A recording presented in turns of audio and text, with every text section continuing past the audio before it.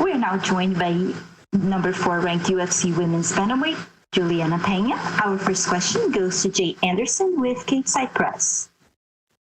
Hey, thanks very much. Welcome back, Julia. You were originally, I believe, supposed to return in March. You were forced out of the fight. The event never happened anyways due to the pandemic. What have the months since then been like for you? My name is Juliana, and the months have been, that's okay. The months have been great. You know, the gym shut down for 14 days. Everybody got tested for COVID and training resumed as normal. So all has been well since the pandemic. And I know some of the time off over the last few years, has been for the birth of your daughter. You also had the knee injury. Is the goal moving forward here to kind of stay busy and really start to put a run together? Yes, I've been putting a run on since I won the Ultimate Fighter. I've only dropped 1. I've been around in the division since 2013. And of course, having a daughter and injuries have kept me away, but, that's the circle of life. Injuries and having a life outside of the cage is the nature of the beast. And, here I am ready to fight again. And having a daughter, I mean, we talk a lot about Dad Cerrone and some of the other fighters who have had children over the last few years. Do you find that is extra motivation for you in terms of having something else to fight for?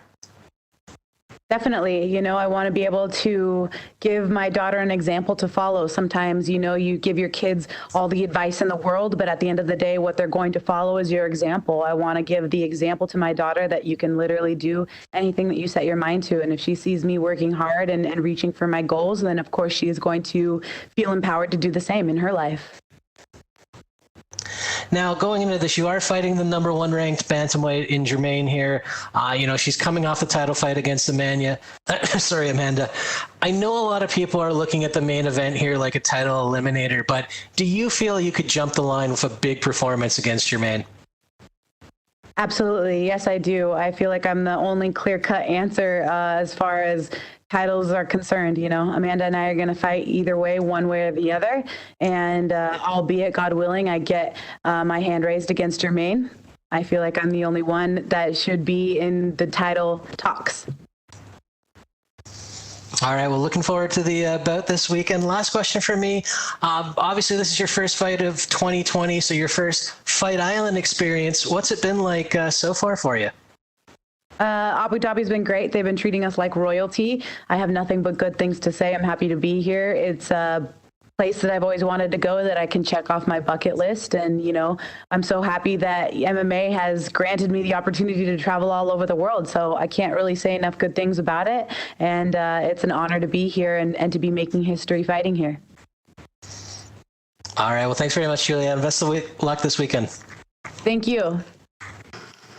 Our next question is from Carlos Contreras with Millennium.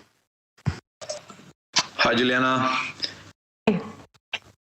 I wanted to ask you, fighters always respected your ground game, but I know you've been training with coach Mike Vale for the last couple of camps. So how much would you say he improved your striking, and how comfortable you feel against someone like Germaine, who's obviously respected for her striking? Yes, Mike Vale definitely has improved my striking. I think in my last fight, I stood more than I ever have in any of my fights. And you can see those improvements going forward on Saturday night as well. With that being said, my training partner was an inch taller than Germaine, and I definitely think I will be well prepared to fight against her. And obviously, you're from a Venezuelan, from a Venezuelan family. How you feel? Let's see, like guys from like Omar Morales, other Venezuelan fighters now, having success in the UFC. It makes my heart very warm. The more Venezuelan fighters, the better. I think that, Viva Venezuela. And I think it just makes the country proud. I know that it makes my family proud, and I can only imagine that it makes their families just as proud to see them winning in the octagon. Definitely. And I'm happy for them. Gracias, Juliana. De nada. Gracias a ti. Our next question is from Gabe Pengalangan with Dojo Drifter.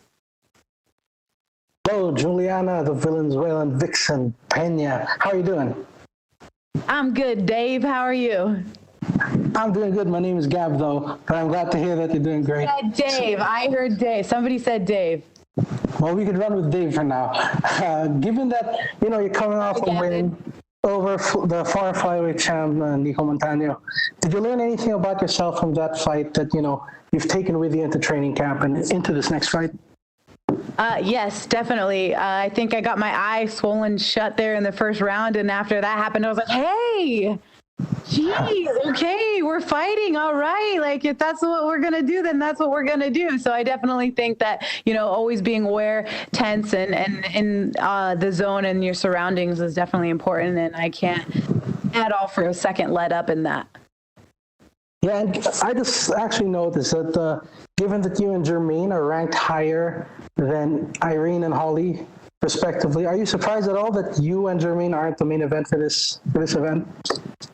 I just do as I'm told. They told me they want me to fight Germaine, and I'm fighting Germaine. If they want me to fight her 3 rounds, 5 rounds, 25 rounds, whatever, I'm always game and I'm always ready to fight. And that's the bottom line. I'm going to be fighting, and I'm happy to be fighting. So whether it's 3 rounds, 5 rounds, whatever, the point is that I'm fighting the number 1 contender again. And, all the people that I've been fighting in the past have been in the top 5. I haven't fought anybody out of the top 5. So once again, I'm fighting the toughest competition in the division, and I welcome and embrace the challenge. Awesome. And do you care at all that Holm and Aldana are fighting on the same card? Do you think that the winner of that fight could kind of disrupt your title aspirations? No, I'm not concerned about anybody other than myself, and it's important not to compare yourself to others. I know that the main task that I have in front of me is Germaine, and I don't want to put the cart before the horse. My job is to do whatever it takes to get my hand raised on Saturday night, and that is my main and sole focus. All right, that sounds awesome. Best of luck to you, ma'am. We'll be tuning in. We'll take our next question from Pablo Santamaria with Noci MMA Ecuador. Hi, Juliana. Can you hear me? Okay. The first thing I want to ask you is, how been your experience on Fight Island? My experience on Fight Island has been amazing. There's like 12 pools to choose from. The food's fantastic. Everything has gone so far according to plan, and I'm happy to be here. I'm happy to be making history, and fighting in a different country is definitely something that I wanted to do and check off the bucket list. So it's an honor, and I can't say enough good things about it. Okay, I get it. So what are your thoughts about your opponent, Germaine?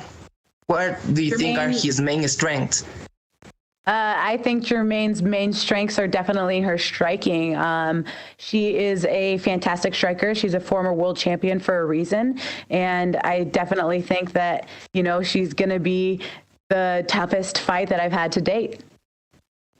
Okay, so if you get the W, do you think you will be the next challenger for Amanda? If I get the W, I definitely think that I will be the next challenger for Amanda. Yes. Okay, thank you very much. And would you like to send a message to your Latin American fans? Gracias por, ¿cómo se dice? Support. Apoyo. Apoyo. Gracias por apoyarme. Lo siento. Okay, muchas gracias and good luck on your fight. Gracias a ti. That's all the time we have for you today, Juliana. Thank you. Thank you.